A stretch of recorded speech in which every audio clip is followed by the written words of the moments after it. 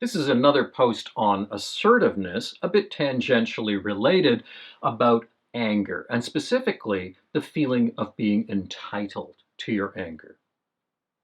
Sigmund Freud famously argued that there are two central motive forces in human psychology.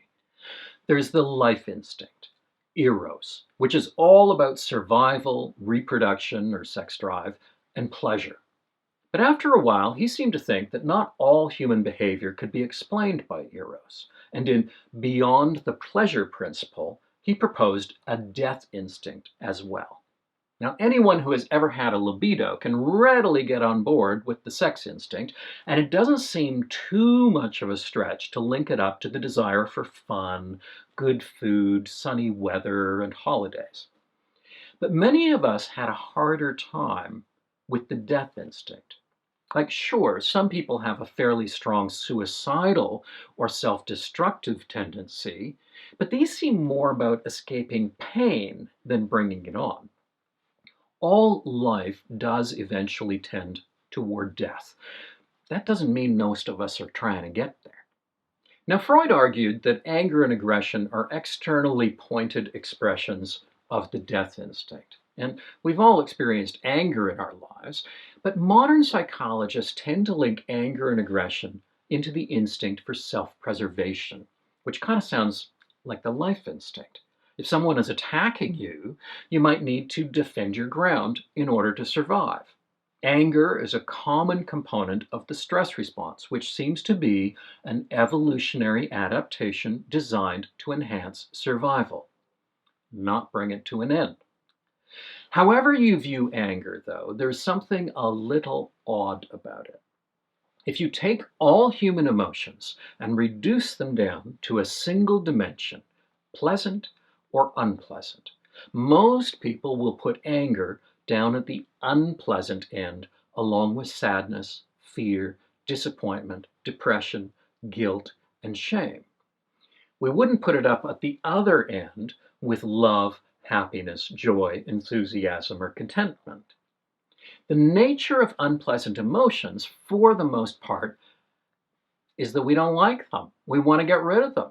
I don't want to feel afraid. I don't want to be depressed. I don't want to feel ashamed. And if anger is uncomfortable, I shouldn't want that either.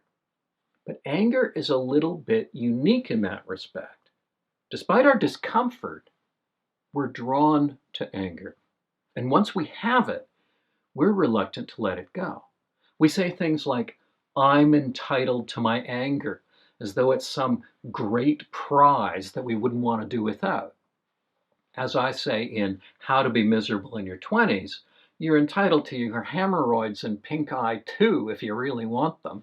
Hang on to those menstrual cramps, you've earned them. But now, obviously, when we talk about being entitled to our anger, we partly mean two things. First, it's not crazy that I'm angry. It doesn't come out of nowhere. There's a reason for it. And second, if I let it go, then I won't do anything to change the circumstances that justify it. And often, things really need to change. The problem is that anger tends to lead us into a way of behaving and communicating that typically makes change less likely, not more likely. We can become incoherent in our rage or look so unreasonable that we're easily ignored by other people.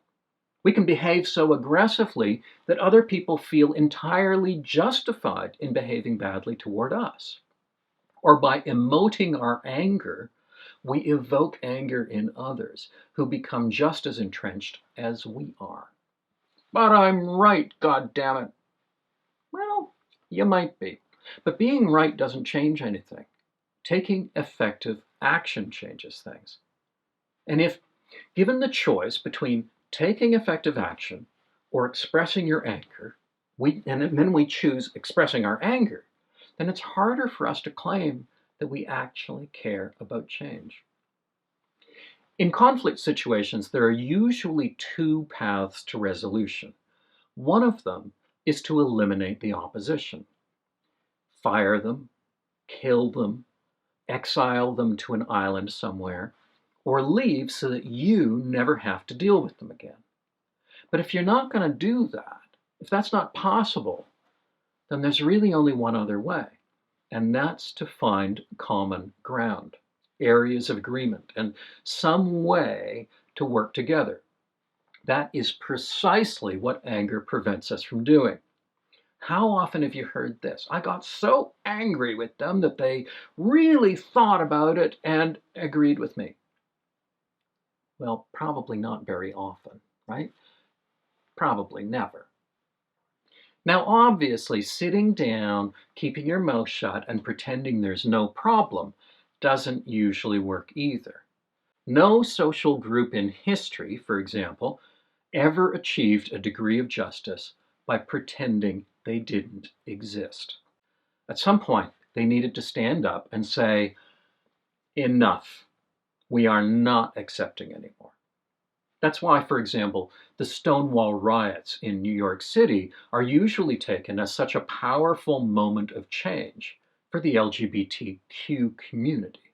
That needed to happen. But if we get stuck in our rage, change just gets delayed. A number of years ago, a very good friend of mine left a gay bar. He was followed by 4 men on the street, and he was very severely beaten up, to the point that he never really worked again. I think in large part due to the psychological consequences of that event. The 4 were found, they were arrested, they were charged, and they were given some very minimal punishment. After all, it was only a gay man they'd assaulted, not like a real person. Now, most members of the LGBTQ community have similar stories. Anger is inevitable when something like that happens, and everybody who knows of these events can sit enraged at home for the rest of their lives, and nothing would ever change. Hate crime legislation in Canada eventually did come about, but it wasn't because of the anger. Okay, you folks are angry enough that we'll change the law, right? Never. That never happened. It came about because of careful discussion and legal arguments and a sharing of experience and discussion with the public, getting people on board who might previously not have thought there was a real problem. The anger can be important as a catalyst for action, but it is virtually never sufficient and will only prevent change, not bring it about. The day after the inauguration of Donald Trump, the 2017 Women's March on Washington, D.C. brought over 470,000 people, with other marches across the United States. It was an important and inspiring event about genuine concerns, and in my view, it was a very good thing. But I've thought over and over again since then, great, you flew to Washington, you stayed at a hotel, you marched, you wore a hat. Wonderful.